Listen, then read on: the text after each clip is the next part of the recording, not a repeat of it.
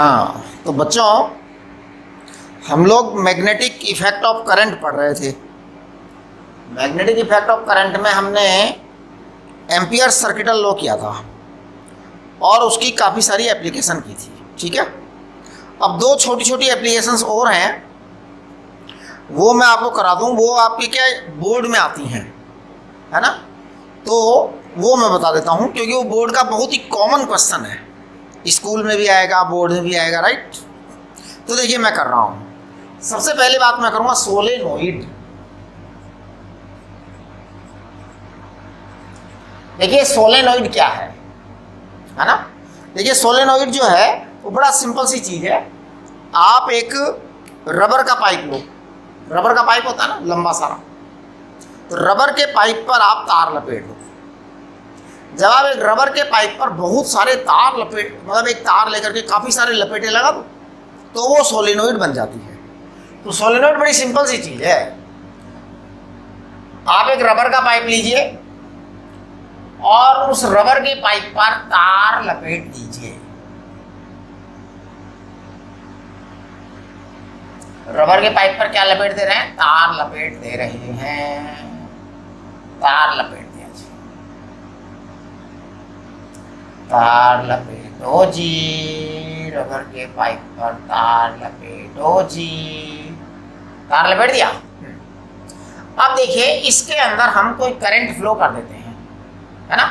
तो जब आप इसमें कोई करंट फ्लो कर देते हैं तो यहां से करंट फ्लो करते हैं तो यहां से निकल जाता है। सिंपल। ये सोलेनोइड की एक्सिस है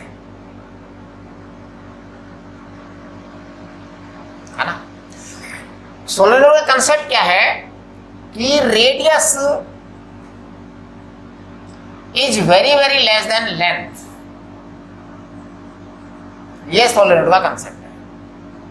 मतलब सोलेनोइड का जो थिकनेस होता है, रेडियस होता है, वो जनरली सामान्यतः कम रखा जाता है। वैसे कोई ऐसा कानून बना हुआ नहीं है। चाहो तो मोटी सोलेनोइड भी बना सकते हो आप, है ना। अब देखिए कि ये जो सोलेनोइड है इसकी खास बात ये होती है कि इसके अंदर जो होता है सेंट्रल पार्ट जो होता है काफी लंबा, उसमें बी अप्रोक्सीमेटली कांस्टेंट होता है ना। तो inside the solenoid, inside the solenoid B is approximately constant.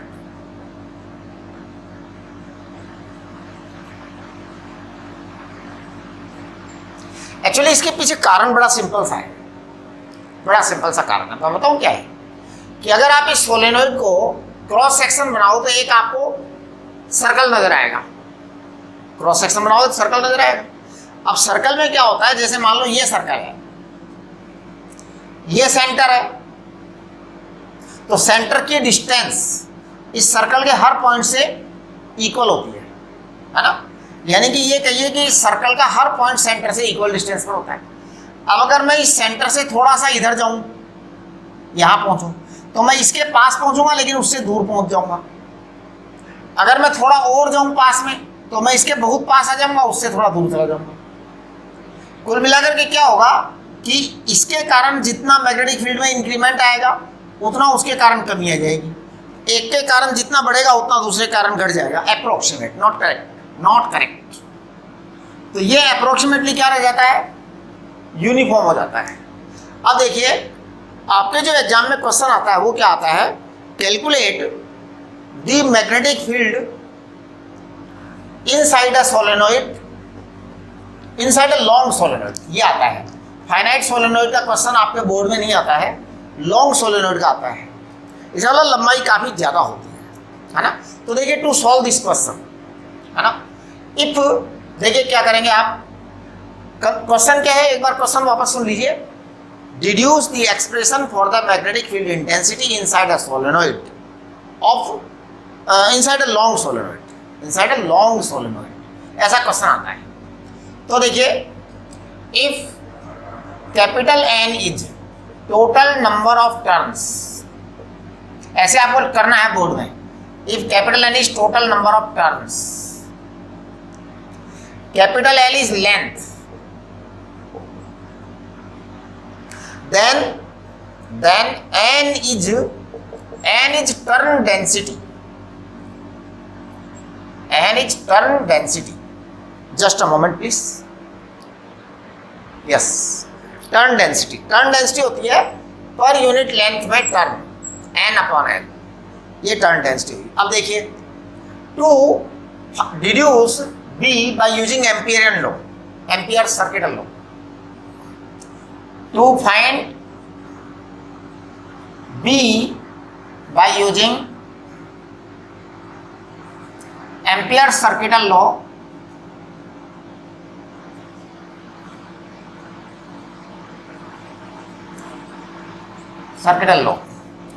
we construct an Amperian loop. We construct an Amperian loop of a length L as shown in figure, है ना।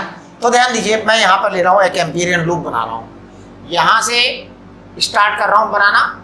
ये आपकी axis पे मैंने यहां तक ले लिया, तो ये एक स्मॉल लेंथ ले लो, मतलब ज्यादा पूरी लेंथ लेने की जरूरत नहीं है, लॉन्ग काफी है, लेकिन आप ऐसे ले लीजिए, है ना। हाँ, तो to find B by using Ampere circuit law we construct a rectangular, ऐसे लिखिए आप, rectangular. We construct a rectangular Amperian loop of a length L as shown in the figure। तो अब मैं क्या करूंगा, यहां से इसको कहूंगा A, B, C and D। A, B, C, D is a rectangular Amperian loop, है ना। तो A, B, C, D is a rectangular Amperian loop,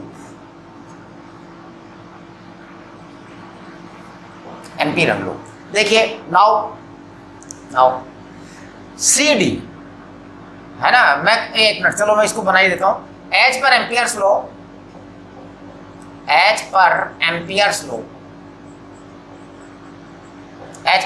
low integration B vector dot dl vector ABCD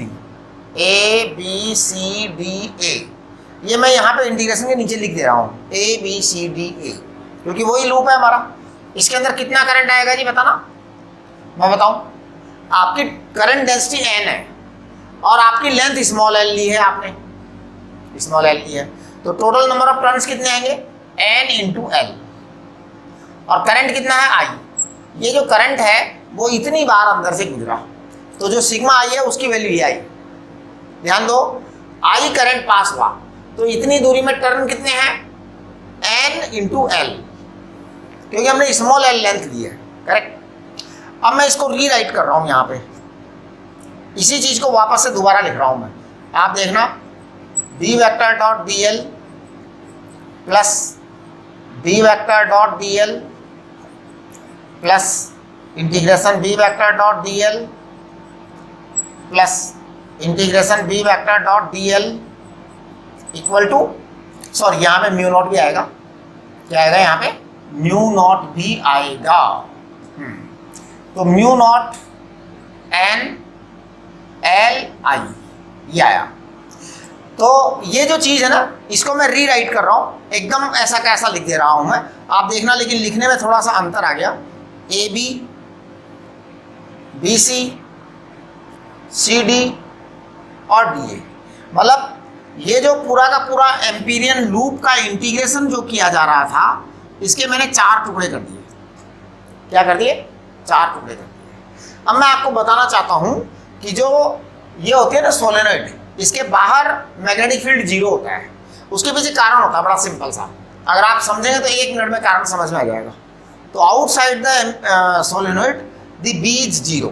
तो मैं पता है क्या करूँगा, मैं यहाँ पे लिखूंगा, इसको 0 लिखूंगा, और किसको 0 लिखूंगा, इसको 0 लिखूंगा, और किसको 0 लिखूंगा, CD को 0 नहीं लिखूंगा क्योंकि CD में ही मैग्नेटिक फील्ड होगा।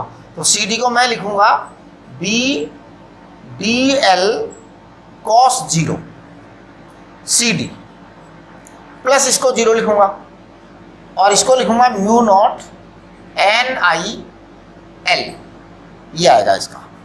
आप समझने की कोशिश करिए इसमें क्या हुआ ऐसा। एक्चुअली क्या है कि ये B और DL इसकी डायरेक्शन सेम होती है। अगर करंट जा रहा है तो B की डायरेक्शन भी यही होगी, DL की डायरेक्शन भी यही होगी, इसलिए उसको cos 0 लिख दिया। लेकिन ये जो है ये सब 0 है। अब इसमें 0 क्यों लिख दिया ये 3 जगह पे? उसका कारण बड़ा सिंपल सा है, बहुत ही सिंपल कारण है।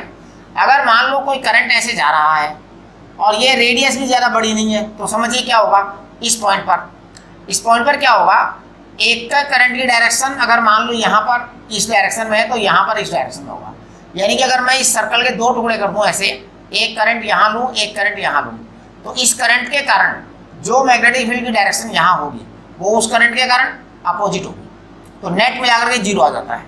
तो सारे आउटर पॉइंट्स पर हम 0 लेते हैं, है ना, इसलिए ये 0 आ जाएंगे। ओके, चलिए ये आपका एक काम हुआ। अब मैं इसको रीराइट कर रहा हूँ, यहाँ पे मिटा दे रहा हूँ, इसको मिटा दे रहा हूँ। आपको ऐसे ही करना है, एग्जाम में आएगा तो सोलेनोइड वाला, ठीक है। चलिए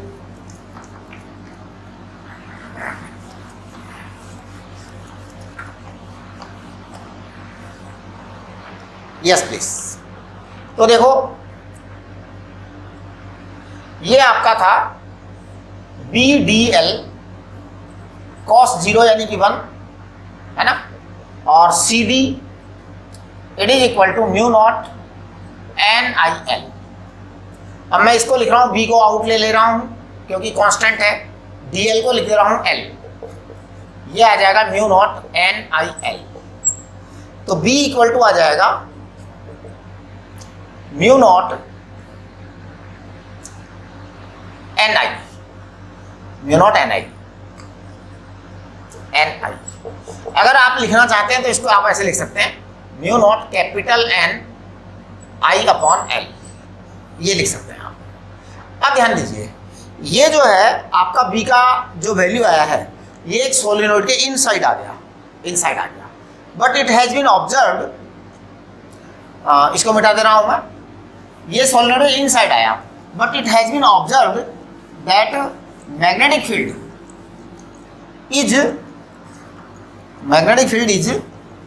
half of this value, approximately half of this value at the ends, है ना, of the solenoid। ध्यान दीजिए, this is magnetic field induction inside the solenoid, inside the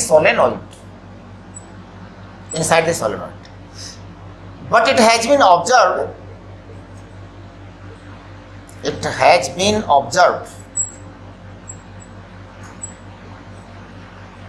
that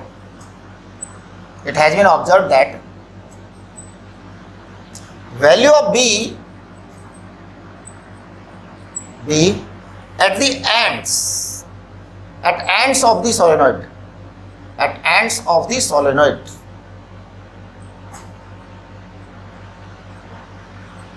is half of the above value। इसका मतलब समझिए, half of the above value का मतलब समझिए कि ये जो अभी वैल्यू जो आई है इसका हाफ होता है, राइट। देखिए मैं क्या कह रहा हूं, जैसे ये आपकी सोलेनोइड थी, ध्यान देना,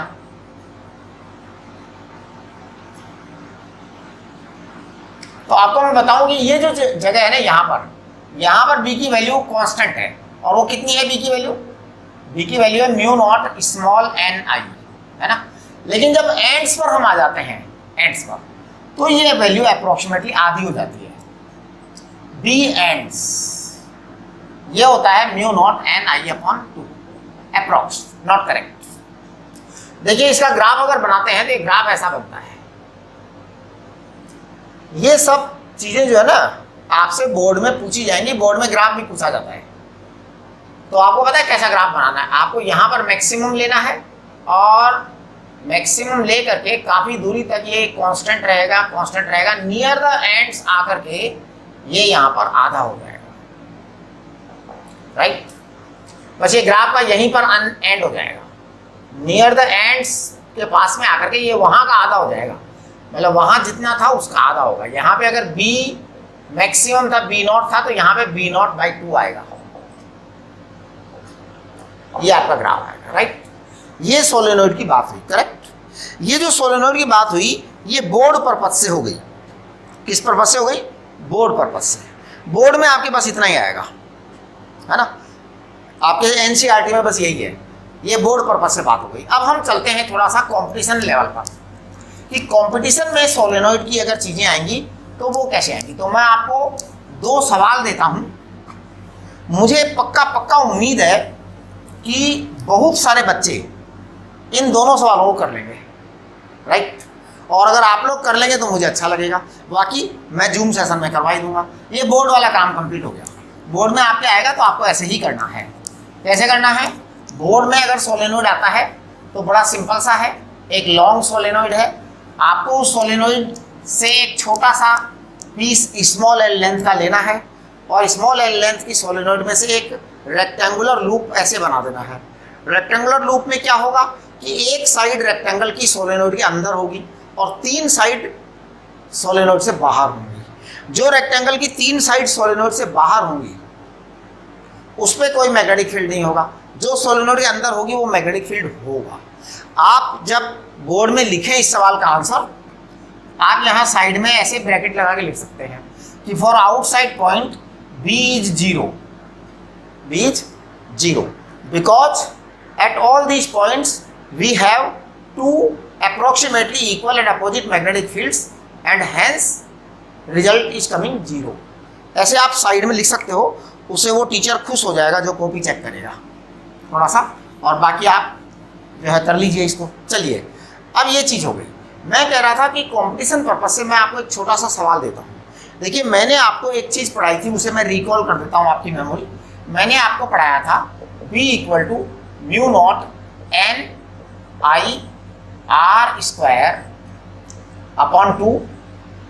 R² + X² की पावर 3/2।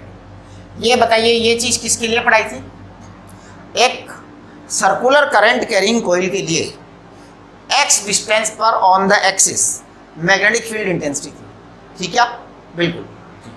अब देखिए, मैं आपको 2 सवाल दे रहा हूं और आप उसे करेंगे, राइट। फाइनाइट सोलेनोइड, अभी जो हमने सोलेनोइड की बात की, जिस सोलेनोइड की, वो लॉन्ग सोलेनोइड थी। लॉन्ग सोलेनोइड नहीं, बहुत लंबी सोलेनोइड थी। हमने उस बहुत लंबी सोलेनोइड में से एक टुकड़ा लिया था। कितनी लंबी सोलेनोइड थी? इधर दिल्ली से लेके उधर लंदन तक तो हमने उसका एक छोटा सा टुकड़ा लिया था। अब हम बात कर रहे हैं फाइनाइट सोलेनोइड की। फाइनाइट सोलेनोइड हमारे कमरे के अंदर होती है ना। मतलब ये तो केवल मजाक की बात है, मतलब लंबाई का मतलब जो है वो थोड़ा लंबा होता है, मतलब R is very less than length, ये होती है लंबी सोलेनोइड का मतलब, है ना। तो लॉन्ग सोलेनोइड को टेक्निकली क्या कहेंगे? Long solenoid. लॉन्ग सोलेनोइड का मतलब होता है thickness is very less than length. ये लॉन्ग सोलेनोइड, कोई भी लॉन्ग का मतलब यही होता है जी, ठीक है, कि thickness is very small and length is big enough, right. ये लॉन्ग सोलेनोइड का मतलब होता है। लेकिन अब हम बात करेंगे फाइनाइट सोलेनोइड की, और फाइनाइट सोलेनोइड की बात मैं नहीं करूँगा, पहले आपको क्वेश्चन देंगे और आप लोग कर लेंगे, 2-3 स्टेप्स के अंदर आपका आंसर आ जाएगा, है ना। लेकिन आप करेंगे तो मुझे अच्छा लगेगा। ये आपका फार्मूला मैंने पढ़ाया हुआ, ये फार्मूला आपके दिमाग में रहना चाहिए। देखिए, मैं यहाँ पर एक फाइनाइट सोलेनोइड की बात कर रहा हूँ, जो सोलेनोइड ज़्यादा बड़ी नहीं है,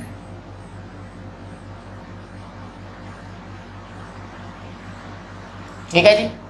सोलेनोइड बड़ी नहीं है ना। मान लीजिए ये इस सोलेनोइड की एक्सिस है,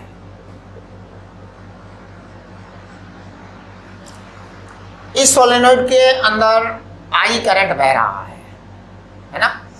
N जो है वो टर्न डेंसिटी है। N क्या है? Turn density. एक सोलेनोइड है, इसमें I करंट बह रहा है, N टर्न डेंसिटी है, करेक्ट।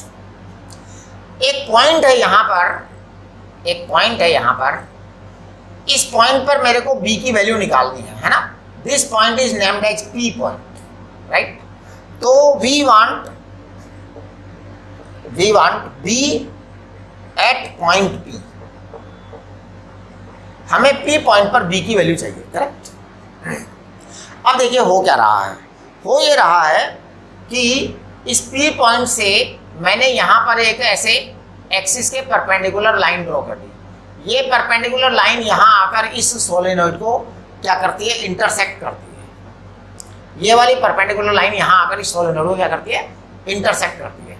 अब मैं इसको यहाँ से कनेक्ट कर रहा हूँ, इस एंड से, इसी तरीके से इसको इधर से उस एंड से कनेक्ट कर रहा हूँ। दोनों एंड से मैंने सोलेनोइड को क्या कर दिया, कनेक्ट कर दिया, है ना। देखिए आपके फॉर्मूला चार्ट के अंदर ऐसा डायग्राम है, हाँ बिल्कुल ऐसा ही है ना। तो मैंने दोनों एंड्स से सोलेनोइड को क्या कर दिया, कनेक्ट कर दिया। अब जब इस तरह से हमने कनेक्ट कर दिया, एक मिनट, ये थोड़ा सा मैंने डायग्राम उल्टा बना दिया, मैं 1 मिनट में करेक्शन कर देता हूँ। थोड़ा डायग्राम मैंने ऊपर से ले लिया, वो एंगल्स जो है ना वो सेंटर से लेने हैं। वैसे कोई फर्क नहीं पड़ेगा, एंगल वही आएगा अगर मैं उसको सेंटर से लूँ ऊपर से लूँ। सोचो जरा मैं क्या बोल रहा हूँ, कोई फर्क नहीं पड़ेगा, वही एंगल आएगा।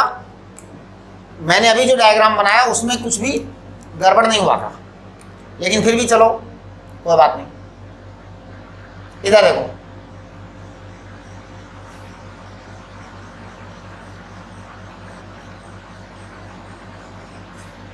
ध्यान दीजिए सभी बच्चे,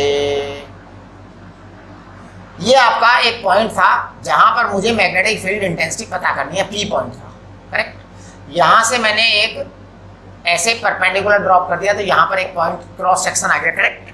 अब मैं इस पॉइंट को यहां से कनेक्ट करूंगा एंड से, देखिए मैं कनेक्ट कर रहा हूं। इसी तरीके से इस पॉइंट को मैं वहां से कनेक्ट करूंगा एंड से, दोनों एंड्स मिला दिए। इस पॉइंट का, इस एंगल का नाम रख देता हूं मैं θ1। क्या रख देता हूं इस एंगल का नाम, θ1। इस एंगल का नाम क्या रख दूं, θ2, करेक्ट। अब आप ध्यान दो, अगर मैं इस एंगल को 0 कह दूं तो इधर एंगल क्या बनेगा, -θ1, इधर एंगल क्या बनेगा, +θ2। फाइन। आपको पता है क्या करना है, आपको इस सोलेनोइड के छोटे छोटे टुकड़े कर देंगे। जब छोटे छोटे टुकड़े कर दोगे तो अगर मान लो कोई टुकड़ा dx लेंथ का है, dx, और ये आपकी डिस्टेंस x है, ये आपकी डिस्टेंस क्या है, x है ना। हाँ, तो ये आपकी डिस्टेंस x है। अब पता है क्या होगा कि जब आप इसका ये टुकड़ा ले लिया dx, तो इस पर टर्न कितने हो जाएंगे, total number of turns dx length में कितने हो जाएंगे, dn equal to what, n into dx, हो गए। अब आपने ये x के लिए यहाँ पर एक कॉइल बना दी, इसके लिए फॉर्मूला लिखा है x के लिए, ठीक है, आपके पास फॉर्मूला अवेलेबल है अवेलेबल। अब आप क्या करेंगे, इसको dx को क्या लिख देंगे, d थीटा के टर्म में लिखेंगे। वो आप लोग करिए अपने आप, थोड़ा सा प्रयत्न करो, हो जाएगा आप लोगों से, मुझे पता है, क्योंकि आपने ये सब काम पहले कर रखे हैं, काफ़ी बार कंसेप्ट कर रखा है, तो इसलिए कर लोगे। अब आपने जब ये किया तो -θ1 से +θ2 तक लिमिट लगाओ, ठीक है जी। आपको dx को d थीटा में कन्वर्ट करना पड़ेगा, ध्यान रखना। कैसे करोगे बताओ, चलो मैं ही बता दूंगा, तो फिर आप क्या करोगे, मैं भी नहीं बताता, है ना, जूम मीटिंग में बता देंगे, जब जूम में ये डिस्कस होगा तब बता देंगे, राइट। ये आपका एक काम हो गया, ये आपको सवाल करना है, इसका आंसर मैं बता देता हूँ, आंसर फॉर्मूला चार्ट में दिया हुआ है, तो इसलिए मुझे बताने की जरूरत नहीं। हाँ, फॉर्मूला चार्ट में एक छोटी सी गलती हो गई है इसमें, वो आप करेक्शन कर लीजिए। फॉर्मूला चार्ट में आपको ये आंसर दे रखा है, ये वाला b = μ0 small n/2 sin θ1 + sin θ2, ये आंसर आएगा आपका, राइट। बेटे यहाँ पर ये कैपिटल N लिख दिया है, एक्चुअली कैपिटल N और स्मॉल n में अंतर क्या है, स्मॉल n है टर्न डेंसिटी, तो स्मॉल एन को हम कहते हैं कैपिटल एन अपॉन लेंथ, ये अंतर है। तो वो गलती से कैपिटल एन छप गया है वहां पे, आप उसको काट के स्मॉल एन कर लीजिए फॉर्मूला चार्ट में। चलिए दूसरा सवाल, सेम क्वेश्चन अलग तरह से है कि ये आपका फाइनाइट सोलेनोइड है ना, फाइनाइट सोलेनोइड है, इसकी ये एक्सिस है, बाहर की तरफ कोई पॉइंट है P। अब ये जो बाहर की तरफ पॉइंट P है ना, इस पर मैग्नेटिक फील्ड पता करना है।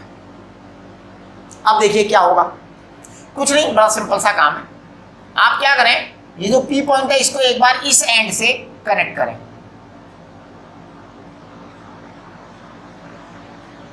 जब कनेक्ट करेंगे तो ये एंगल आएगा θ1 या θ2, कुछ भी लिख दो, उससे कोई फर्क नहीं पड़ता, θ1। फिर आप इसको इस एंड से भी कनेक्ट करें तो ये एंगल आएगा θ2, राइट।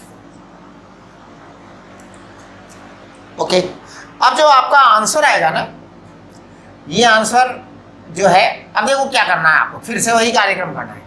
आपको इसका छोटा सा टुकड़ा करना है dx लेंथ का, dx लेंथ के नंबर ऑफ टर्न्स निकालने हैं। नंबर ऑफ टर्न्स निकाल करके क्या करेंगे, फिर इंटीग्रेशन करेंगे आपका आंसर ये आएगा b equal to mu not N I upon 2 cos θ2 minus cos θ1। अब आप कहोगे कि सर फॉर्मूले में तो आपने उल्टा लिख रखा है, नहीं यही लिख रखा है, यही cos θ2 माइनस cos θ1, ये आंसर आएगा। आप करके देखिएगा, है ना। हाँ, लिमिट आपको पता ही, समझ में आ गई क्या करना है। अब की बार में पॉजिटिव नेगेटिव नहीं होगा। देखिए पहले और अब में क्या डिफरेंस हुआ है उस सवाल में और इस सवाल में। इस सवाल में ये माइनस θ1 है, वो प्लस θ2, उस सवाल में प्लस θ2 है, माइनस θ2 है ना। आप एक बार ट्राई करिए, मुझे लगता है ये डेरिवेशन आप कर लेंगे, है ना, क्योंकि 2-3 स्टेप्स का ये ज़्यादा लंबा चौड़ा नहीं है। चलिए अब हम बात करेंगे टोरॉइड, है ना। तो देखिए टोरॉइड और सोलेनोइड एक ही चीज़ है, ये आप करेंगे। और टोरॉइड की बात मैं कर रहा हूँ, टोरॉइड और सोलेनोइड ये दोनों एक ही चीज़ है, ये अलग अलग हैं ही नहीं। एक्चुअल में क्या होता है, सोलेनोइड को अगर हम घुमा दें और एक सर्कुलर शेप दे दें उसको, तो वो टोरॉइड बन जाती है। तो देखिए टोरॉइड में और सोलेनोइड में कोई खास दमदार अंतर नहीं है। वो आपसे एग्जाम में टोरॉइड भी पूछेंगे, बोर्ड वाले पूछेंगे। कंपटीशन वाले टोरॉइड के बारे में इतनी बातें नहीं करते, वो सोलेनोइड की बातें करते हैं। और सोलेनोइड में भी वो फाइनाइट वाली बातें ज़्यादा करते हैं, लंबी वाली सोलेनोइड की बात नहीं करते, लेकिन बोर्ड वाले वही करेंगे। चलिए आ जाइए, अब हम आते हैं टोरॉइड। तो टोरॉइड क्या है, एक सोलेनोइड है लंबी चौड़ी, उसको आप घुमा दो और सर्कल बना दो। एक सोलेनोइड है, उसको आपने घुमा के सर्कल बना दिया। तो बड़ा सिंपल सा है, मैं बताऊँ क्या करो। आप एक प्लास्टिक का पाइप लो, प्लास्टिक का पाइप ले करके और उसके सर्कुलर बना करके ऐसे दोनों एंड जोड़ दो, ऐसे कर दो, तो प्लास्टिक का पाइप जुड़ के सर्कुलर बन जाएगा, है ना। हाँ, अब आप इसके ऊपर वायर लपेट दीजिए, तार लपेटो जी, इसके ऊपर वायर लपेट दीजिए, ये टोरॉइड बन गई। अब देखिए क्या होता है इसको, ये जो मीन रेडियस है ना टोरॉइड की मीन रेडियस, इसको कहते हैं एक्सिस ऑफ टोरॉइड। ये जो सेंटर है इसको कहते हैं इनर रेडियस R1, जो आउटर है उसको कहते हैं R2, और जो एवरेज है उसको कहते हैं R, वो R है, करेक्ट। अब देखिए ये जो है ना एक्सिस जो है, इसी को हम एम्पीरियन लूप बोलते हैं, है ना। N है टर्न डेंसिटी, N क्या है, टर्न डेंसिटी। तो देखो टर्न डेंसिटी क्या होती है, टर्न डेंसिटी होती है N upon L। N upon L को क्या बोलेंगे, 2 pi R। Length of the toroid is 2 pi R, obvious, very obvious, है ना। Now consider dotted circular amperian loop.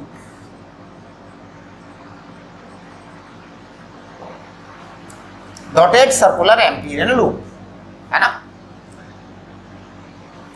And apply Ampere's law, Ampere's circuital law.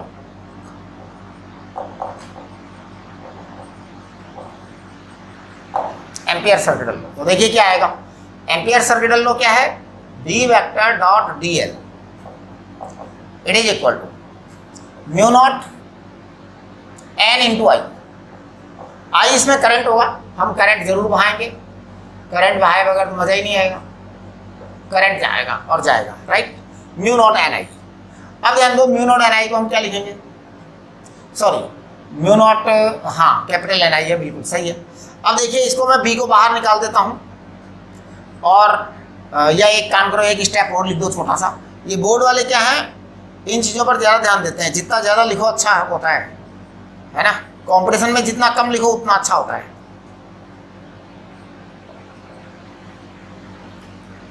आप B को बाहर निकाल दीजिए, integration D L, integration D L आ गया mu not N आई।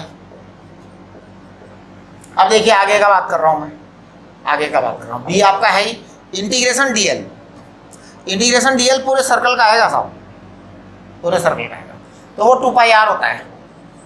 पूरे सर्कल का इंटीग्रेशन डी एल क्या होता है, 2 पाई आर होता है। तो 2 पाई आर और ये क्या आ गया, mu not capital N I upon, बस ये आ गया करेक्ट। अब देखो आप बी कितना आ जाएगा, बी आ जाएगा mu not N I upon L, L को लिखो 2 पाई आर। अब देखिए बी इक्वल टू आ जाएगा mu not N upon 2 pi R को स्मॉल एन आई लिखो। ये आपका सोलेनोइड वाला फार्मूला ही आ गया, करेक्ट। तो ये देखिए आप कि ये आपकी सोलेनोइड और टोरॉइड दोनों पूरी हो चुकी है। अब आप देखिए अपना फॉर्मूला चार्ट, सभी बच्चे फॉर्मूला चार्ट खोल करके चेक करना। पेज नंबर 1, पेज नंबर 1 पर सब कुछ जो है वो सब कुछ हो चुका है 100%, राइट। हाँ, एक ये सोलेनोइड का बच गया लास्ट वाला, ये डेरिवेशन मैंने आपको दिया है कि आप करें, राइट, क्योंकि ये कॉम्पिटिशन से रिलेटेड है। नंबर 2 ये आप करिए। इसके बाद में देखिए लॉन्ग सोलेनोइड की वो बातें आपको बता रखी हैं, ग्राफ मैंने खिंचवाया है, फॉर्मूला चार्ट में ग्राफ नहीं दिया हुआ है, तो वो उससे ये सब तो हम लोग करते हैं क्योंकि फॉर्मूला चार्ट का कोई मतलब नहीं ना। फॉर्मूला चार्ट तो बहुत छोटा सा चीज़ होती है, डिटेल तो बाहर ही होती है। अच्छा, अब देखिए आपने ये एम्पियर्स लॉ का सॉलिड सिलेंडर, होलो सिलेंडर सब कर लिया, करेक्ट। अब आप देखो पेज नंबर 2 का do yourself, do yourself का question number 2, question number 3, question number 4 ये आपको करना है। 5 वाला क्वेश्चन जो है ये मैं कराऊंगा, लेकिन आप पहले 1 2 3 4 कर लीजिए, 1 2 3 4 कर लीजिए। वैसे 5 वाला क्वेश्चन भी कोई खास नहीं है। एक्चुअली क्या होता है, इनफाइनाइट सीट्स में बहुत सारे करंट जा रहा है इनफाइनाइट सीट में, तो क्या करना है आपको, उसकी छोटी छोटी स्ट्रिप्स बना लेनी है। तो एक स्ट्रिप के कारण आ जाएगा, वो मैं करवा दूंगा आपको, ठीक है। आपको मैंने आइडिया दे दिया है, छोटी स्ट्रिप्स बना लो, एक स्ट्रिप में कितना करंट आएगा आप बताओ। अगर एक सीट की चौड़ाई b है, मान लो एक सीट की चौड़ाई b है, तो b चौड़ाई में कितना करंट, I करंट, तो वो यूनिट चौड़ाई में कितना करंट, I अपॉन b, तो dl चौड़ाई में कितना current, I upon b into DL आ गया।